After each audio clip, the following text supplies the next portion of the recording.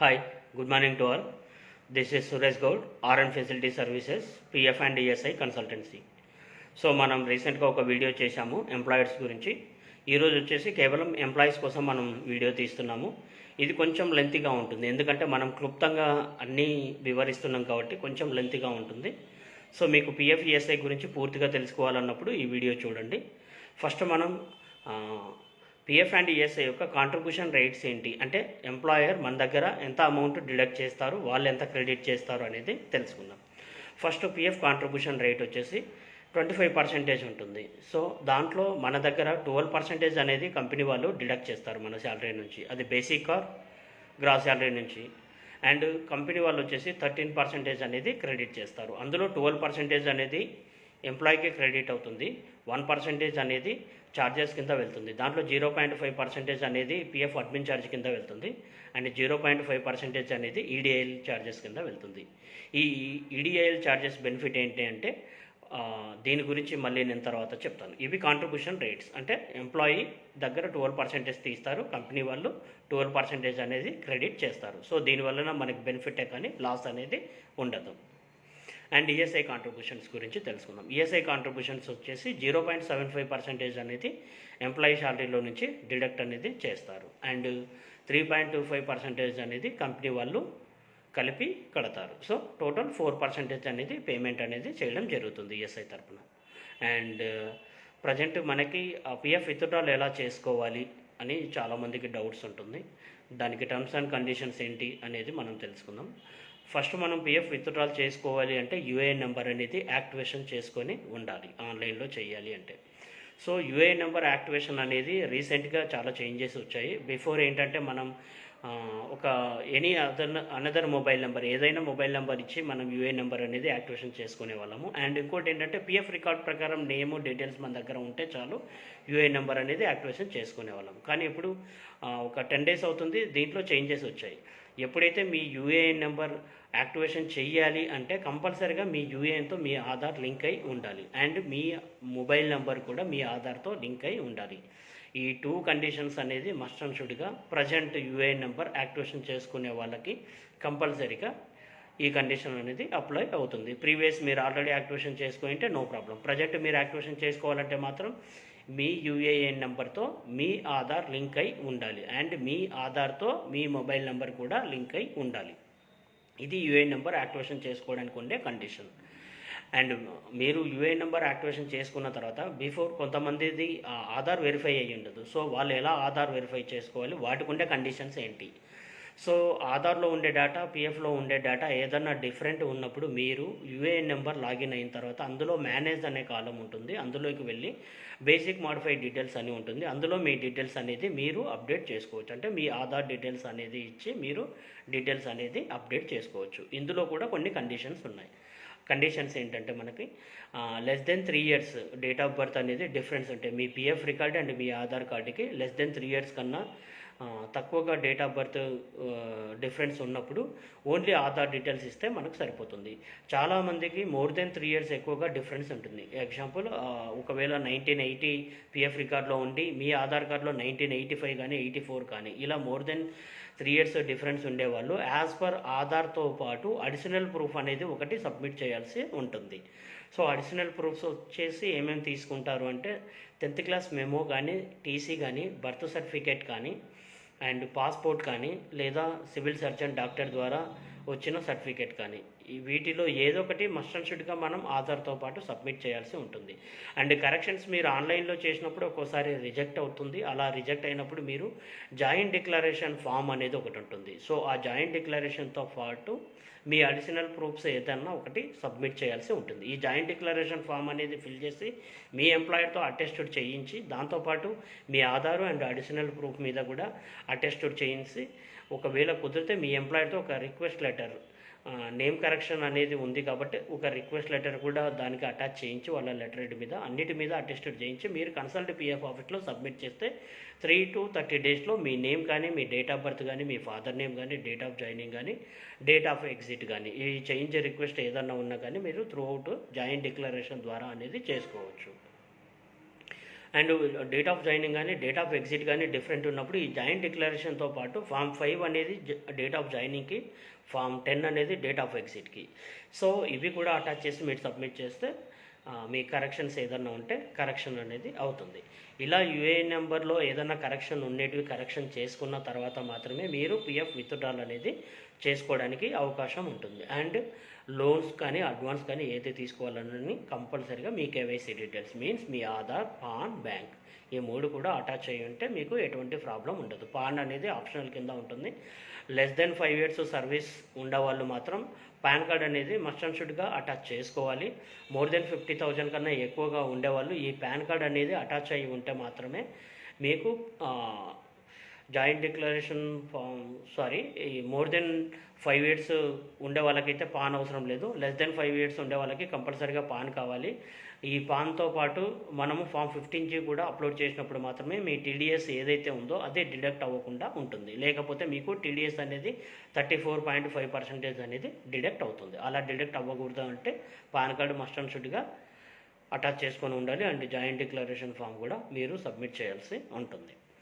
And withdrawal చేయడానికి ఉండే conditions ఏంటి అంటే 60 రోజులు. సో మీరు ఎప్పుడైతే రిజైన్ చేస్తారో రిజైన్ చేసిన తర్వాత 60 రోజుల తర్వాత మాత్రమే మీరు PF withdrawal full and final settlement అనేది చేసుకోగలుగుతారు. 60 రోజుల కన్నా తక్కువగా ఉండి మీరు మళ్ళీ ఇంకొక ఆర్గనైజేషన్లో జాయిన్ అవుతే కంపల్సరీగా ప్రీవియస్ ఆర్గనైజేషన్లో ఏదైతే ఉందో ఆ అమౌంట్ ప్రజెంట్ ఆర్గనైజేషన్కి ట్రాన్స్ఫర్ చేసుకోవాలి.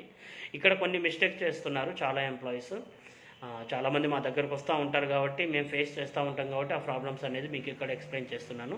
కొంతమంది విత్డ్రాల్ ఎలా చేస్తారు అంటే యూట్యూబ్ని వాటిని చూసి ఫాలో అవుతున్నారు, విత్డ్రా చేస్తున్నారు. విత్డ్రా చేసే ముందు మీరు కొన్ని కండిషన్స్ ఉంటాయి, అవి అనేది కంపల్సరీగా మీరు గుర్తుపెట్టుకోండి. ప్రజెంట్ ఒక ఎంప్లాయీకి ఒక యూఏఎన్ నెంబర్ మాత్రమే ఉంటుంది. సో మనం ఎన్ని ఆర్గనైజేషన్ చేంజ్ అయినా కానీ యూఏఎన్ నెంబర్స్ ఏముంటుంది, అందులో ఐడీస్ జనరేట్ అవుతూ ఉంటాయి, అంటే పిఎఫ్ నెంబర్స్ అనేది జనరేట్ అవుతూ ఉంటాయి. సో మీరు ఒక ఆర్గనైజేషన్లో ఎగ్జాంపుల్ ఒక 2 years వర్క్ చేశారు, 2019 to 2021 జనవరి వరకు మీరు వర్క్ చేశారు. తర్వాత ఫిబ్రవరిలో మీరు ఇంకొక ఆర్గనైజేషన్లో జాయిన్ అయ్యారు ఎగ్జాంపుల్. సో మళ్ళీ అక్కడ మీరు ఏప్రిల్లో వదిలేశారు. సో ఇప్పుడు మీరు ఏం చేయాలి అంటే ఏదైతే మీకు ప్రీవియస్ ఐడి ఉందో 2019 to 21 వరకు జాయిన్ అయ్యింది అది కంపల్సరీగా ప్రజెంట్ ఐడీలోకి ట్రాన్స్ఫర్ అనేది చేసుకోవాలి. చాలామంది ఇలా ట్రాన్స్ఫర్ పెట్టుకోకుండా డైరెక్ట్గా విత్డ్రాల్ అనేది పెట్టుకుంటున్నారు. అలాంటప్పుడు ఏమవుతుంది, మీకు సెకండ్ ఐడి ఎక్కడైతే జనరేట్ అయిందో అక్కడ ఫిబ్రవరి టు ఏప్రిల్ వరకు ఎక్కడైతే వర్క్ చేశారో ఓన్లీ ఆ ఐడికి సంబంధించిన మాత్రమే విత్డ్రాల్ అవుతుంది, ప్రీవియస్ అమౌంట్ బ్లాక్ అవుతుంది. అది విత్డ్రాల్ చేసుకోవాలంటే మళ్ళీ ఫిజికల్గా డాక్యుమెంట్స్ ఇవ్వడమో లేకుంటే ట్రాన్స్ఫర్ రిక్వెస్ట్ పెట్టి మళ్ళీ ఎంప్లాయర్ నుంచి రిక్వెస్ట్ లెటర్స్ పెట్టేసి అవి పిఎఫ్ ఆఫీస్లో సబ్మిట్ చేసి వాళ్ళు యాక్సెప్ట్ చేసి, so it's take more time and రిస్క్తో కూడుకున్న పని. సో కాబట్టి మనం విత్డ్రాల్ పెడుతున్నాము అంటే ప్రీవియస్ ఆర్గనైజేషన్ది అమౌంట్ అనేది మనం విత్డ్రా చేసుకున్నామా లేదా ప్రీవియస్ ఐడీస్ కూడా ఉన్నాయా, ఉంటే వాటిని ప్రజెంట్ ఐడీలోకి ట్రాన్స్ఫర్ పెట్టుకున్నామా లేదా, ట్రాన్స్ఫర్ అయిందా లేదా అనేది కంపల్సరీగా మీరు చెక్ చేసుకోండి. అండ్ మీరు అడ్వాన్స్ కూడా తీసుకోవచ్చు. వర్క్ చేసేటప్పుడు మనం అడ్వాన్స్ తీసుకోవచ్చు. లెస్ దెన్ 5 years సర్వీస్ ఉంటే వాళ్ళకి 30 to 60% అనేది వస్తుంది. అది ఎంప్లాయర్ షేర్ మీద మాత్రమే వస్తుంది, ఎంప్లాయీ ప్లస్ ఎంప్లాయర్ షేర్ మీద మాత్రమే వస్తుంది. అండ్ మోర్ దెన్ 5 years ఉన్నప్పుడు మనకి 60 to 90% వరకు ఆర్ 95% వరకు కూడా మనకు వస్తుంది. ఇది ట్రాన్స్ఫర్ అండ్ విత్డ్రాల్ గురించి. విత్డ్రాల్ చేయడానికి మాత్రం 60 days అనేది కంపల్సరీగా డేట్ ఆఫ్ ఎగ్జిట్ ఇచ్చిన తారీఖు నుంచి 60 days అనేది వెయిట్ చేయాల్సి ఉంటుంది. అడ్వాన్స్గా అనేది మనం వర్క్ చేసేటప్పుడు కూడా తీసుకోవచ్చు, no problem. And name corrections ఉన్నా ఏం చేసుకోవాలి ఏంటి అనేది కూడా నేను చెప్పాను. అండ్ పిఎఫ్ వల్ల బెనిఫిట్ ఏంటి అంటే 12% మన దగ్గర డిడక్ట్ కంపెనీ చేస్తుంది, 12% అనేది కంపెనీ అటాచ్ చేస్తుంది, మన దగ్గర 12% అనేది తీస్తారు. So total 24%. So PF deduct అవ్వడం వల్ల ఎంప్లాయీకి ప్రాఫిటే కానీ లాస్ అనేది ఉండదు, ఎందుకంటే మీ దగ్గర 12% తీస్తే 12% అనేది కంపెనీ ఇస్తుంది కాబట్టి. అంటే దీనివల్ల బెనిఫిట్ ఏంటంటే మనకి దీంట్లో ఈడిఐఎల్ బెనిఫిట్ అనేది మీకు ముందుగా చెప్పాను కదా, ఈ ఈడిఐఎల్ బెనిఫిట్ అనేది కూడా మనకు వర్తిస్తుంది. ఒక ఎంప్లాయీ ఎప్పుడైతే ఆన్ డ్యూటీలో చనిపోతారో వాళ్ళకి ఈ ఈడిఐఎల్ బెనిఫిట్ అనేది వర్తిస్తుంది. ఆన్ డ్యూటీ మీన్స్ అక్కడ పని చేస్తూ చనిపోవాలని కాదు, మీరు ఏ రోజైతే చనిపోయారో ఆ రోజు వరకు మీకు ఎంప్లాయర్ అనేది కాంట్రిబ్యూషన్ పేమెంట్ చేస్తుంటే అప్పుడు మీకు ఈడిఐఎల్ అనేది ఎలిజిబిలిటీ వస్తుంది. ఈడిఐఎల్ అనేది మీకు ఇన్సూరెన్స్ కవరేజ్ అవుతుంది అనమాట పిఎఫ్లో. ఇది 0.5% ఎంప్లాయర్ ఎవరీ మంత్ పే చేస్తారు. సో ఆ ఈడిఎల్ అనేది మీకు 2,50,000 నుండి 7 lakhs వరకు కూడా మీకు బెనిఫిట్ అనేది అవుతుంది. సో మీ సర్వీస్ను బట్టి మీ దగ్గర డిడక్ట్ అయిన పిఎఫ్ అమౌంట్ని బట్టి ఈ ఈడిఐఎల్ అనేది మీకు అప్లికేబుల్ అవుతుంది. అండ్ ఆల్మోస్ట్ ఆల్ నేను చెప్పినట్టున్నాను. అండ్ రీసెంట్గా కూడా ఒక అప్డేట్ వచ్చింది. ఏంటంటే ఇంతకుముందు మన pan, Aadhaar and bank details అనేది ఎంప్లాయర్ అటాచ్ చేసేవాళ్ళము. సో రీసెంట్గా పాన్ కార్డు, ఆధార్ కార్డు మాత్రమే మేము ఎంటర్ చేయడానికి అవకాశం ఉంది. బ్యాంక్ డీటెయిల్స్ అనేది ఎంటర్ చేయడానికి అవకాశం లేదు. సో రీసెంట్గా జాయిన్ అయ్యే వాళ్ళు ఏంటంటే యూఏఎన్ నెంబర్ యాక్టివేషన్ చేసుకొని వాళ్ళ బ్యాంక్ డీటెయిల్స్ అనేది వాళ్ళే అప్డేట్ చేసుకోవాల్సి ఉంటుంది యూఏఎన్ పోర్టల్లో. తర్వాత ఎంప్లాయర్కి వెళ్తుంది, వాళ్ళు అప్డేట్ అనేది ఇవ్వాల్సి వస్తుంది. చాలామంది బ్యాంక్ డీటెయిల్స్ అప్డేట్ చేసుకుంటే ఎలా అంటే మీకు 2-3 ఐడీస్ ఉన్నప్పుడు మీరు కేవైసీ డీటెయిల్స్ కానీ బ్యాంక్ డీటెయిల్స్ కానీ ఏదైనా అప్డేట్ చేసినప్పుడు త్రూ అవుట్ మీ లాస్ట్ కంపెనీకి మాత్రమే ఆన్లైన్లో వెళ్తుంది. వాళ్ళు మాత్రమే డిజిటల్ సిగ్నేచర్తో అప్రూవల్ ఇవ్వాల్సి ఉంటుంది. ఒక ఎస్బీఐ బ్యాంక్ అయితే మాత్రమే బ్యాంక్ వెళ్తుంది. ఎస్బీఐ బ్యాంక్ కాకుండా అదర్ బ్యాంక్స్ ఏదన్నా అటాచ్ చేస్తే కంపల్సరీగా మీ లాస్ట్ ఆర్గనైజేషన్ ఏదైతే ఉందో వాళ్ళకి వెళ్తుంది. వాళ్ళు డిజిటల్ సిగ్నేచర్తో కంపల్సరీగా అప్రూవల్ ఇవ్వాల్సి ఉంటుంది.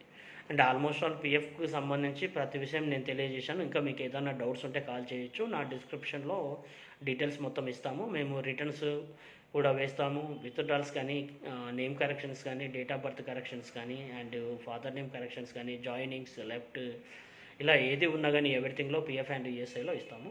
సో ఫస్ట్ ఈఎస్ఐ గురించి మనం కంప్లీట్ చేసుకున్నాం.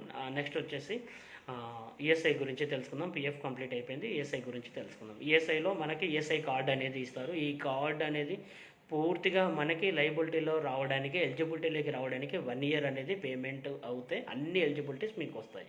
సో ఈఎస్ఐలో 2 కాంట్రిబ్యూషన్ పీరియడ్ ఉంటుంది మనకి, April to September and October to March. ఈ ఎవరీ కాంట్రిబ్యూషన్ పీరియడ్లో కంపల్సరీగా మోర్ దెన్ 90 days అబోవ్ అనేది వర్క్ చేసి ఉండాలి. సో మీకు పేమెంట్ అయ్యి ఉండాలి. అలా 1 year క్రాస్ అయితే మీరు అన్నిటికీ కూడా ఎలిజిబిలిటీ అవుతారు. మెటర్నిటీ బెనిఫిట్, ఈ మెటర్నిటీ బెనిఫిట్ లేడీస్ ఎవరైతే ఉన్నారో వాళ్ళకి 6 months శాలరీ అనేది ప్రెగ్నెన్సీ టైంలో సో మీకు కంపెనీ అనేది పే చేయదు. కానీ మీరు ఈఎస్ఐ ద్వారా వెళ్తే మీకు మెటర్నిటీ బెనిఫిట్ ఉంటే ఈ 6 months శాలరీ కూడా మీకు ఈఎస్ఐ డిపార్ట్మెంట్ నుండి క్రెడిట్ అవుతుంది. యాక్సిడెంటల్ బెనిఫిట్, ఎవరికన్నా ఏదన్నా ఇండస్ట్రీలో మ్యానుఫ్యాక్చరింగ్ యూనిట్లో వర్క్ చేసేటప్పుడు ఏదన్నా యాక్సిడెంట్ అయ్యి కాలు కానీ చెయ్యి కానీ ఏదన్నా పార్ట్ కానీ మనకు డ్యామేజ్ అయ్యిందనుకోండి, దానికి మనకి ఇన్సూరెన్స్ అనేది కవర్ అవుతుంది. సో వాళ్ళకి ఎవరీ మంత్ పెన్షన్ అనేది అప్లికేబుల్ అవుతుంది.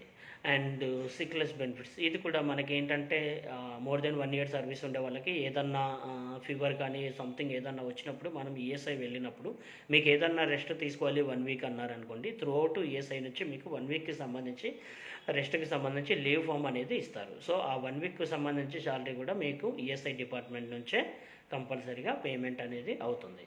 అలాగే ఈఎస్ఐ బెనిఫిట్స్ ఏంటంటే మ్యాక్సిమం lakhs of rupees కూడా ఫ్రీ ఆఫ్ ట్రీట్మెంట్ అనేది మనకి మోర్ దెన్ 1 year తర్వాత ఎలిజిబిలిటీ ఉంటుంది.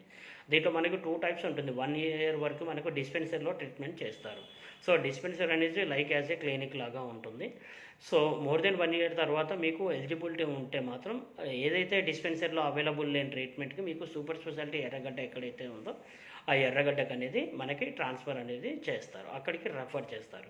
అక్కడ కూడా వాళ్ళ దగ్గర ట్రీట్మెంట్ అనేది అవైలబుల్లో లేకపోతే వాళ్ళు ప్రైవేట్ హాస్పిటల్కి అక్కడ నుంచి వాళ్ళు రెఫర్ అనేది చేస్తారు. సో ఇదంతా కూడా ఫ్రీ ఆఫ్ ట్రీట్మెంట్ అనేది ఉంటుంది. సో చాలామంది ఎమర్జెన్సీ పర్పస్లో కూడా కొంతమంది ప్రైవేట్ హాస్పిటల్లో అడ్మిట్ అయిపోయి తర్వాత బిల్స్ పెడతా ఉంటారు. ఆ బిల్లు కూడా వస్తుంది, కానీ ఇట్స్ టేక్ టైం. సో ఇది రిస్క్ అవుతుంది. మనం ముందు పేమెంట్ చేసి బిల్స్ పెట్టుకొని ఆ బిల్స్ వచ్చేంత వరకు వెయిట్ చేసే బదులు మీకు కుదిరితే డైరెక్ట్గా ఎమర్జెన్సీ ఈఎస్ఐ ఎనీ టైం ఉంటుంది, 24 hours ఎర్రగడ్డకు వెళ్ళొచ్చు. అక్కడ నుంచి త్రూఅవుట్ మీరు ఎనీ హాస్పిటల్లో అయితే అప్పుడు మీకు త్రూఅవుట్ పేమెంట్స్ మొత్తం కూడా డిపార్ట్మెంటే ఇస్తుంది. మనం ₹1 కూడా పే చేయాల్సిన అవసరం లేదు. అండ్ పిఎఫ్లో మీకు పెన్షన్ విత్డ్రాల్ చేసుకోవడానికి ఫామ్ 10C అనేది ఉంటుంది. అది విత్డ్రాల్ చేసుకోవాలంటే మినిమము 6 months అబోవ్ వర్క్ చేసి ఉండాలి. సో అలాంటి వాళ్ళకి మాత్రమే ఆ పెన్షన్ అమౌంట్ అనేది విత్డ్రా అవుతుంది, లేకపోతే వాళ్ళకి పెన్షన్ అమౌంట్ అనేది విత్డ్రా అవ్వదు. అలాగే 9.6 years క్రాస్ అయిన తర్వాత కూడా మీకు పెన్షన్ అమౌంట్ అనేది విత్డ్రా అవ్వదు, అది పెన్షన్లకి కన్వర్ట్ అయిపోతుంది. సో అలాంటి వాళ్ళు అంటే మోర్ దెన్ 10 years వర్క్ చేసి 9.6 years వర్క్ చేసి ఉంటే ఫామ్ 19 ఫామ్ 10C చేసేటప్పుడు 10C కాకుండా స్కీమ్ సర్టిఫికేట్ అనేసి ఉంటుంది 10Cలో. ఆ స్కీమ్ సర్టిఫికేట్ అనేది మాత్రమే మీరు చేసుకోవడానికి అవకాశం ఉంటుంది. సో మళ్ళీ మీరు ఎక్కడన్నా రీజాయిన్ అయినప్పుడు ఈ స్కీమ్ సర్టిఫికేట్ అనేది మళ్ళీ ఇంకొక ఆర్గనైజేషన్లో అటాచ్ అయినప్పుడు అక్కడ కూడా విత్ మోర్ దెన్ ఎన్ని ఇయర్స్ వర్క్ చేసినా కానీ ఈ స్కీమ్ సర్టిఫికేట్ ప్లస్ అక్కడ ఉండే సర్వీసు రెండు కూడా అటాచ్ చేసుకుంటే మీకు ఆ సర్వీస్ అనేది అటాచ్ అవుతూ ఉంటుంది. సో ఆల్మోస్ట్ ఆల్ నాకు తెలిసినంత వరకు పిఎఫ్ అండ్ ఈఎస్ఐకి సంబంధించి ప్రతిదీ కూడా మీకు ఎక్స్ప్లెయిన్ చేశాను. సో మీకు ఏదైనా డౌట్స్ ఉన్నా మేము సర్వీస్ అనేది ప్రొవైడ్ చేస్తాము. ఆర్ఎన్ ఫెసిలిటీ సర్వీసెస్ అనేసి మీరు జస్ట్ డైల్లో ఒకసారి సెర్చ్ చేస్తే మీకు దీనికి సంబంధించి కామెంట్స్ అండ్ రివ్యూస్ కూడా మీకు తెలుస్తుంది. ఎందుకంటే బెటర్ సర్వీస్ అనేది మేము ఇస్తాము. మేము ఒకసారి క్లెయిమ్ పెట్టామంటే వాటికి సంబంధించిన అమౌంట్ కానీ అవి రెక్టిఫై అయ్యేంతవరకు కానీ పూర్తిగా రెస్పాన్సిబుల్ అనేది మేమే తీసుకుంటాము. అండ్ క్లెయిమ్ స్టేటస్ కూడా ఎవ్రీ డే అనేది మేము చెక్ చేస్తూ ఉంటాము. మీ అమౌంట్ విత్డ్రాల్ అయినప్పుడు మేమే ఫోన్ చేసి కూడా మీకు ఇంటిమేషన్ ఇస్తాము. ఈ సర్వీస్ అనేది పూర్తిగా పెయిడ్ సర్వీస్ అనేది ఉంటుంది. అలాగే ఎవరైతే పూర్ పీపుల్స్ ఉంటారో అంటే అట్టడుగు వర్గాల వారు ఉంటారో చాలామంది డెత్ క్లెయిమ్స్ అవి ఉంటాయి కదా, వాళ్ళకి తెలియక ఉంటుంది. సో అలాంటి క్లెయిమ్స్ అనేది మేము ఫ్రీగా చేస్తాము. సర్వీస్ అనేది ఫ్రీగా ప్రొవైడ్ చేస్తాము. ఓన్లీ ఇది లేబర్స్కి మాత్రమే, పూర్ పీపుల్స్కి మాత్రమే. సో మీకు ఇంకా ఏదైనా డౌట్స్ ఉంటే మా description, office address, just dial link అన్నీ కూడా మేము ఇక్కడ ప్రొవైడ్ చేస్తున్నాము. ఈ వీడియో పూర్తిగా చూస్తే మీకు పిఎఫ్ ఈఎస్ఐ గురించి పూర్తిగా తెలుస్తుంది. Thank you.